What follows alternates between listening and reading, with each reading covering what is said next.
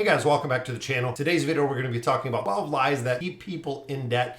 Now, overall, most people think that debt is a normal thing to have, that you're going to carry debt your entire life, which that does not have to be the case. Debt really robs from your present and your future. It steals from your future. The debt cycle that people kind of get stuck into with the ability of just paying minimum payments, not paying additional payments. But this truly fundamentally comes from living outside of your means. Maybe you bought a home that was a little too expensive. Maybe the car was a little bit too expensive. Maybe you're carrying too much debt on credit cards. This is the time to get rid of it, guys. Anything that you can do to eliminate the debt. So let's go ahead and we'll get into the lies.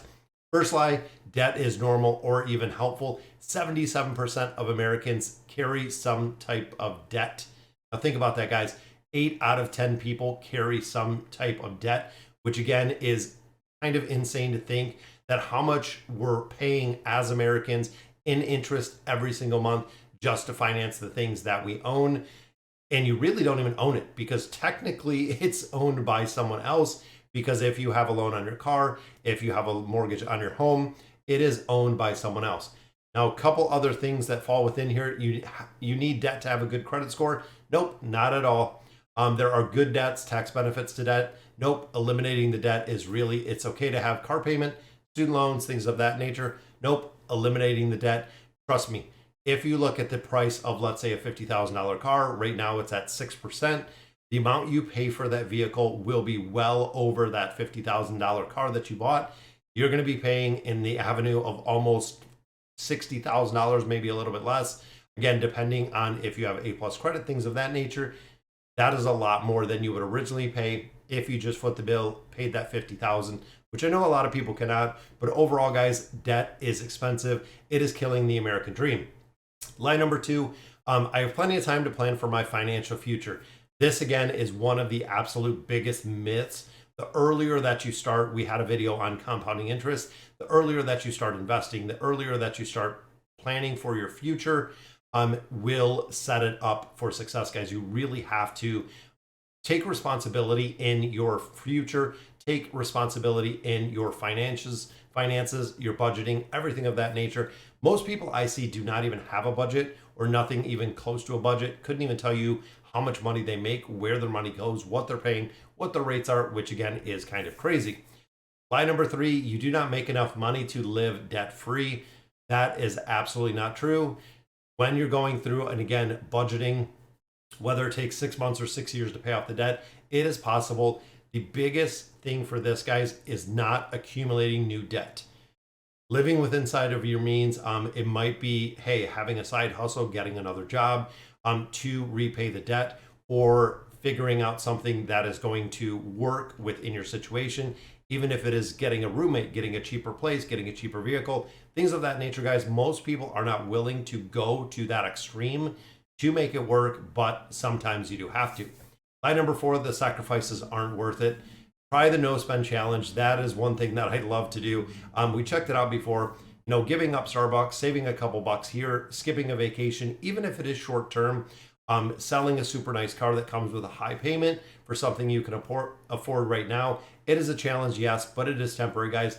Once you get out of this vicious debt cycle, and that's where I feel like a lot of people are stuck, is there is no real light at the end of the tunnel. But once you do eliminate that debt, trust me, it feels incredible. The only thing that my wife and I have left is our mortgage, and we are paying that down on a steady basis, which means we're going to be debt-free within the next few years, which is the plan that we had by the time that we turn 50, being completely debt-free, and we are right there. Lie number 5, having a budget limits your freedom. That is not the truth at all, guys. If you watch some of the budgeting videos, budgeting is about really making things affordable based on what you earn. If I make $30,000 a year, does it mean I should take a $15,000 vacation? Probably not. I probably cannot afford it. But things that you enjoy in life, put it in the budget. If you enjoy going to the movies, if you like doing date night, if you like going to dinner, whatever it is, guys, you can build it into your budget and see exactly where it fits. Maybe it's not going out and having a $300 dinner. Maybe it's cutting it down to a $100 dinner.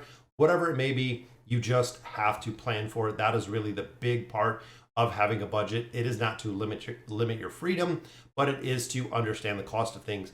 If you're planning, let's say, a family vacation to Disney, how much money do you need? What is the time frame it is going to take you to save that amount of money? You'll notice right there, I said save that amount of money, not, hey, I'm going to put $10,000 on a credit card. We're going to pay it off over the next 4 years because I didn't want to save any money. Budget for what you want to do and budget for what you need to plan. Line number 6, keeping up your appearance. This is the keeping up with the Joneses. We've talked about this before. Making sure, guys, it doesn't matter what other people have. I know it looks shiny, but can you afford it? I know people that have monthly payments for vehicles higher than their mortgage, which is kind of incredible to think, but it is true. When you're getting something, let's say you buy a brand new, Mercedes, you're giving up something else in return. And a lot of people, again, really do not understand that is there's not an infinite amount of money. So when you're buying something, you're foregoing something else. For instance, if I bought a car that was cheaper, I could put money into an investment. I could put money into a college fund for my kids. But if I bought a more expensive car, there's going to be less available cash within the budget to actually save for college. Lie number 7 is I want it and I want it now. This is probably a younger generation thing that a lot of people do. It's all fake. Here's the deal. If you can't pay cash for it, you can't afford it. Buying stuff with debt will weigh you down. And that's why I said budgeting between everything. We've seen an incredible amount of different places, even Apple as of lately, the buy now, pay later, where, hey, if you can't afford your item now, you can pay it over 4 months, 6 months, 12 months, whatever it may be. But the caveat to that is you pay a lot more for it because it does come with an interest rate. And again, that is not what you want. If you buy an item for $100, we want you to pay $100 for it, not buying an item for $100, paying $140 for it because it took you 6 months to pay it off. Number 8, not using debt is a scary lifestyle change. It is. A lot of people are very, very dependent on credit cards. A lot of people are very dependent on debt. There came a point in time where people quit saving money and actually just saving to buy the things they wanted. And they would debt finance everything as they do now and then pay over, an exorbitant amount of time. And that is why when you look at the financial institutions, the banking system, when you look at Capital One, when you look at the different places, not only do they make an absolute asinine amount of money, that is your money. That is what is coming from that debt financing. Line number 9, debt isn't a big deal. It's a very big deal, guys. It is a very expensive deal. Literally, break down your budget, get all of your statements. If you have a car, if you have a mortgage, if you have credit cards, get your statements, add it up for a month. Really look at the numbers, add up the totals, and it's a really fun thing to do, guys. Add up all the totals, see exactly to the penny how much you're paying in debt in one single month. You'd be surprised. Even when it comes to car payments, the average monthly car payment for 2022 is around $700. That is right, guys. $700 for a monthly car payment is the average, which again is insane to think about. Line number 10, you don't need your spouse to be on the same page. This is really money relationships. It comes into a big area where if you're not on the same page, there are going to be a lot of fights. A lot of fights can lead to a lot of money issues.